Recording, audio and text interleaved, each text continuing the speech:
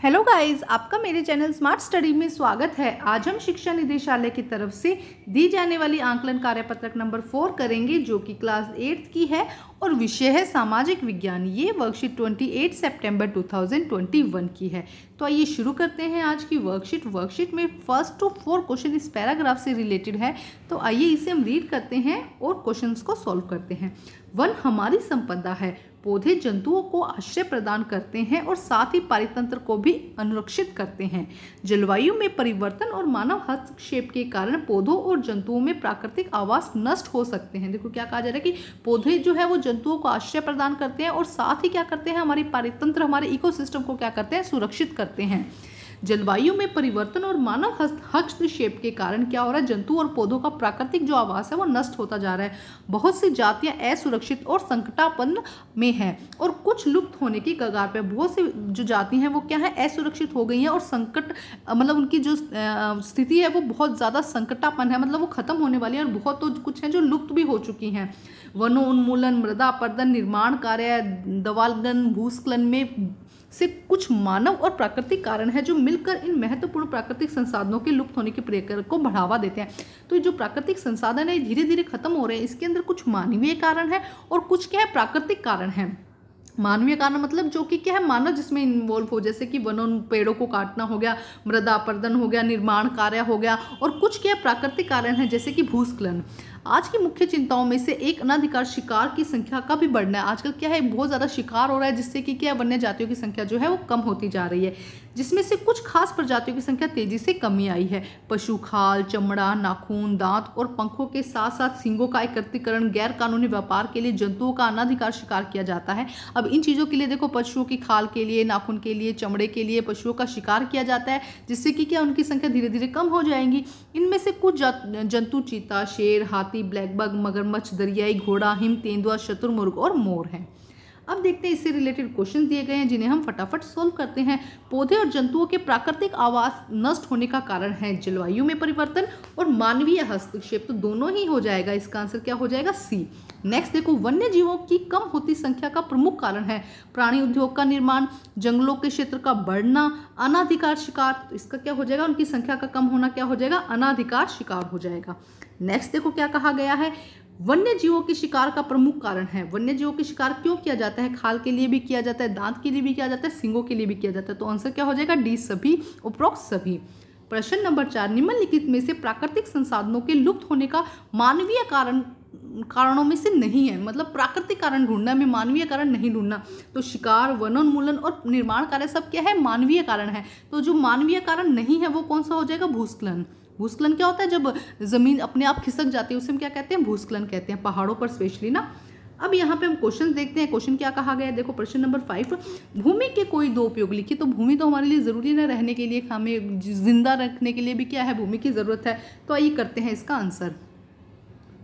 देखो क्या हो जाएगा आंसर, भूमि का प्रमुख उपयोग फसलों के उत्पादन के लिए किया जाता है। इसका अन्य उपयोग यातायात, मनोरंजन, आवास, उद्योग, व्यवसाय आदि जैसे कार्यों के लिए किया जाता है। तो सब कामों के लिए क्या है, भूमि की तो जरूरत होती है ना। तो ये हो जाएगा आंसर नंबर 5। अब हम करते हैं क्वेश्चन नंबर 6। क्वेश्चन नंबर 6 देखो क्या कहा गया, पारितंत्र से आप क्या समझते हैं, इकोसिस्टम से आप क्या समझते हैं, और भारत में प्रति व्यक्ति जल की उपलब्धता कम क्यों हो रही है उसके बारे में बताना है। तो आइए देखते हैं इसका आंसर हम।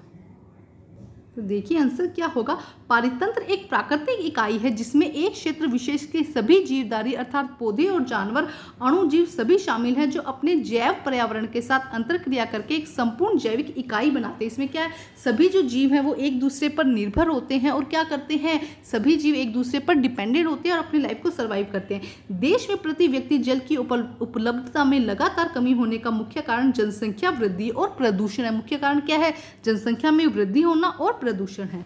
अब देखते हैं प्रश्न नंबर 7। प्रश्न नंबर 7 देखो क्या कहता है, वन्य जीव के संरक्षण के किन्हीं दो उपायों को लिखिए। किन्हीं दो उपायों के बारे में हमने लिखना है। तो आइए करते हैं आंसर 7। तो आइए देखते हैं इसका आंसर। वनों की कटाई को रोका जाना चाहिए। हमें किस तरह से हम वन्य जीव की जो प्रोटेक्शन है किस तरह से कर सकते हैं कि वनों की कटाई को रोका जाना चाहिए। हमें सामाजिक जागरूकता के माध्यम से समाज की भागीदारी सुनिश्चित करनी होगी। हमें लोगों में क्या करना होगा, जागरूकता फैलानी होगी, जिससे कि क्या हो, शिकार और ये जितने भी काम जिनसे वन्य जीवों को हानि हो रही है उसको रोका जा सके। अब हम करते हैं नेक्स्ट प्रश्न। प्रश्न नंबर 8 देखिए, मृदा के निर्माण के लिए उत्तरदायी किन्हीं 3 कारकों का वर्णन कीजिए। कोई भी 3 कारकों का वर्णन, उनका बारे में बताना है आपको कि कौन से 3 कारण हो सकते हैं। तो आइए देखते हैं इसका आंसर। तो देखिए क्या होगा इसका आंसर। मृदा के निर्माण के कारक, मृदा निर्माण को नियंत्रित करने के 5 कारक कौन कौन से हैं? मूल, शैल, उच्चावच, समय, जलवायु और जैविक तत्व। ये तत्व क्या है, शामिल है मृदा निर्माण में। कौन कौन से हैं? समय, जलवायु, जैविक तत्व, मूल, शैल और उच्चावच। ये तत्व मृदा निर्माण में क्या है, महत्वपूर्ण भूमिका निभाते हैं। अब करते हैं प्रश्न नंबर 8। प्रश्न नंबर 9। प्रश्न नंबर 9 में देखो क्या कहा गया है कि जल एक संसाधन है। कैसे हम जल को एक संसाधन मानते हैं? क्यों? क्योंकि देखो जल के बिना हमारा जीवन संभव ही नहीं है, और वो चीज़ जिससे हमारी ज़रूरत पूरी हो उसे हम क्या कहते हैं, संसाधन कहते हैं। तो आइए देखते हैं इसका आंसर। तो देखिए क्या आंसर हो जाएगा इसका। जल संसाधन, जल के वे स्रोत हैं जो मनुष्य के लिए उपयोगी होते हैं। अधिकांश लोगों को ताजे जल की आवश्यकता होती है। जल की उपस्थिति के कारण ही पृथ्वी पर जीवन संभव है। जल एक अक्षित प्राकृतिक संसाधन, जल क्या है, एक्चुअली प्राकृतिक संसाधन है। जल के बिना जीवन जो है वो संभव ही नहीं है। इसीलिए हम इसे क्या करते हैं, प्राकृतिक स्रोत मानते हैं। हम बिना जल के अपने जीवन के बारे में सोच भी नहीं सकते। अब हम करते हैं लास्ट प्रश्न, प्रश्न नंबर 10।